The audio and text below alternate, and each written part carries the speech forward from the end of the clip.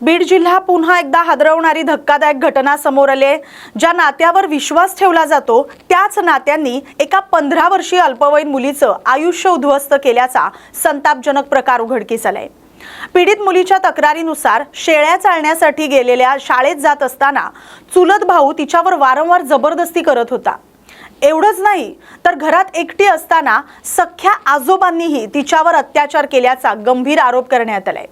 या सर्व प्रकारानंतर पीडितेला जीवी मारण्याच्या धमक्याही देण्यात आल्या, गप्प बसवण्यात आल्याचं समोर आलंय। भीती आणि मानसिक त्रास सहन करत असलेल्या या मुलीनं अखेर डॉक्टरांसमोर आपली व्यथा मांडल्यानंतर हा सगळा धक्कादायक प्रकरणाचा उलगडा झालाय। दरम्यान या प्रकरणी नेकनूर पोलिसांनी गुन्हा दाखल करून दोन्ही आरोपींना अटक केली आहे। पीडित अल्पवयीन मुलीला स्वाधार गृहात पाठवण्यात आले। पुढील तपास सुरू आहे। या घटनेमुळे जिल्ह्यात संतापाचं वातावरण निर्माण झालंय। महिला आणि बाल सुरक्षेचा प्रश्न पुन्हा एकदा ऐरणीवर आलाय। अतिशय दुर्दैवी घटना आहे।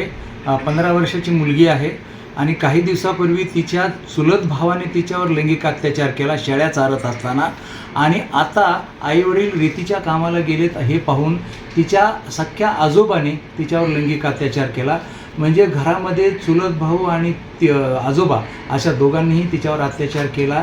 त्यानंतर ती मुलगी डॉक्टरकडे गेली। डॉक्टर महिलेनं तिला गोळ्या दिल्या आणि दुसऱ्यांदा गेल्यानंतर डॉक्टर महिलेला शंका आली की हे काहीतरी वेगळं आहे, आणि मग त्यांनी विश्वासात घेऊन त्या मुलीला विचारलं की बाळा तुझ्यासोबत काय घडलं आहे, आणि मग त्या डॉक्टर मॅडमला त्या मुलीनं सगळं सांगितलं आणि त्यांनी पोलीस स्टेशनमध्ये जाऊन गुन्हा दाखल केला। त्या डॉक्टर महिलेचं खरं अभिनंदन की त्याने एका कुस्करणाऱ्या कळीला आधार दिला आणि मुलगी सध्या शासनाच्या संरक्षित यंत्रणेकडे आहे आणि काळजी आणि संरक्षणामध्ये सुरक्षित आहे।